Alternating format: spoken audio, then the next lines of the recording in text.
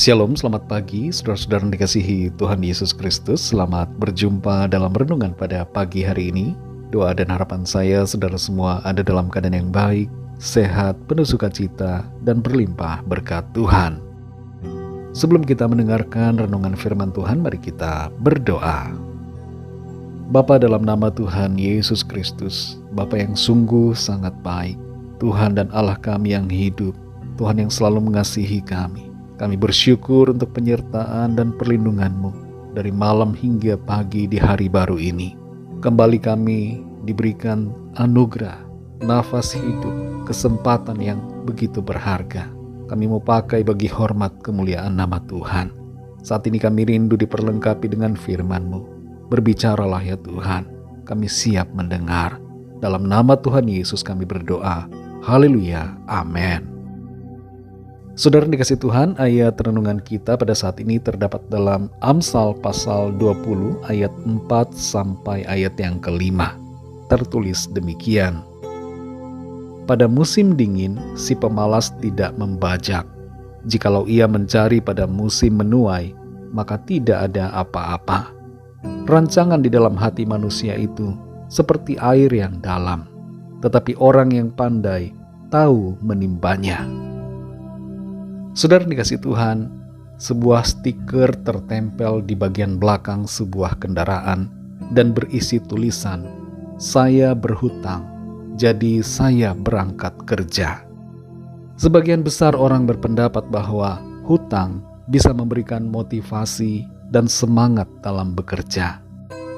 Ada kisah tentang seorang bapak yang berpenghasilan cukup besar setiap bulan.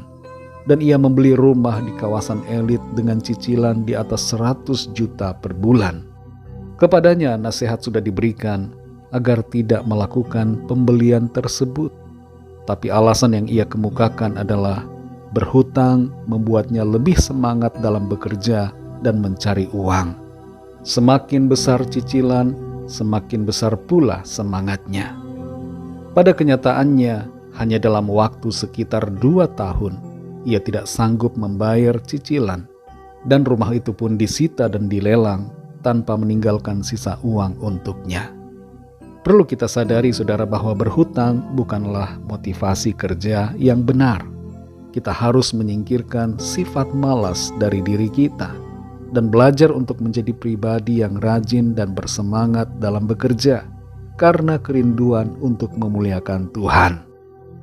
Bekerja merupakan sebuah amanat dari Tuhan, dan setiap pekerjaan kita adalah pelayanan kepada Tuhan. Amsal 20 ayat 4 ini berkata, "Pada musim dingin si pemalas tidak membajak, jikalau ia mencari pada musim menuai, maka tidak ada apa-apa." Ayat ini memberikan teguran agar setiap kita mau melakukan bagian pekerjaan kita. Sebab bila kita tidak menabur, maka tidak akan ada tuaian.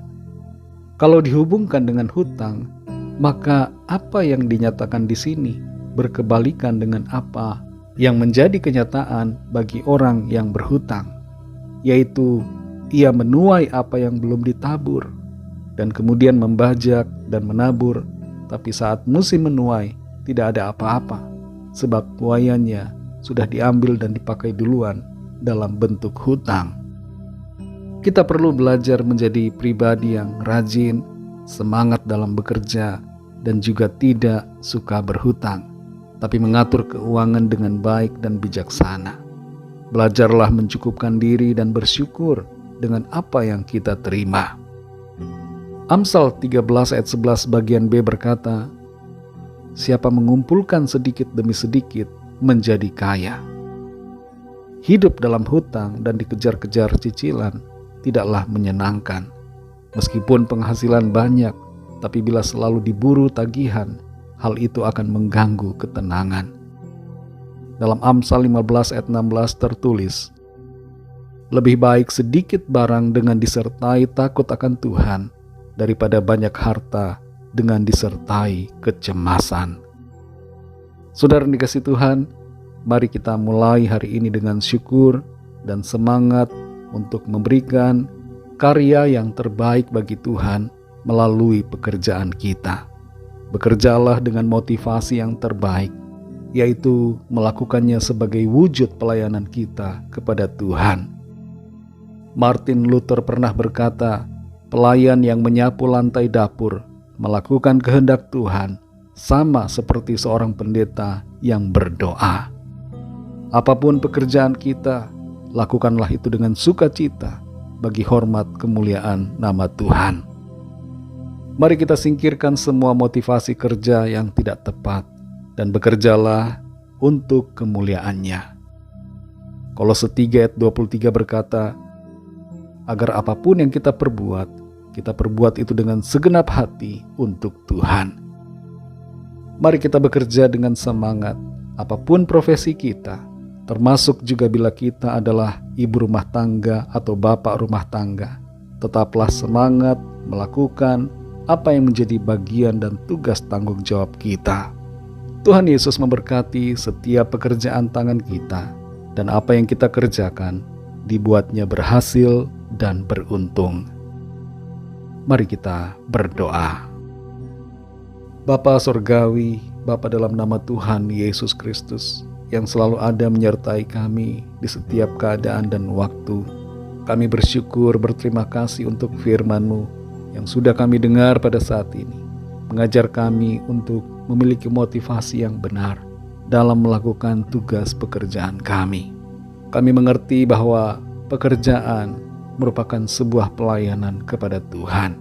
Karena itu kami mau melakukannya dengan segenap hati dan dengan yang terbaik.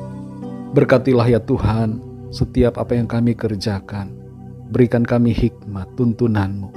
Mampukan kami Tuhan untuk melakukan setiap tugas dan tanggung jawab kami, sehingga kami menghasilkan karya-karya yang terbaik. Kami memuliakan nama Tuhan lewat apa yang kami lakukan. Terima kasih Tuhan, pimpin kami selalu di sepanjang hari ini, agar setiap tindakan dan keputusan kami berlandaskan pada hikmat dan tuntunan-Mu. Kami bawa kepadamu Tuhan setiap permohonan doa dan pergumulan kami masing-masing secara pribadi, agar Tuhan melawat kami, yang sakit mengalami kesembuhan, mujizat Tuhan dinyatakan, yang lemah mendapat kekuatan baru, yang susah dihiburkan, yang terikat dan terbelenggu dosa dan kuasa kegelapan dilepaskan dan diberi kemenangan, dan yang sedang dalam masalah persoalan mendapatkan jalan keluar. Terima kasih Tuhan, kami mengucap syukur. Segala perkara kami serahkan ke dalam tangan-Mu. Kami percaya rencana Tuhan yang baik, indah, dan sempurna terjadi dalam hidup kami. Dalam nama Tuhan Yesus Kristus, Tuhan dan Juru Selamat kami sudah berdoa dan mengucap syukur. Haleluya. Mari sama-sama kita berdoa doa Bapa kami.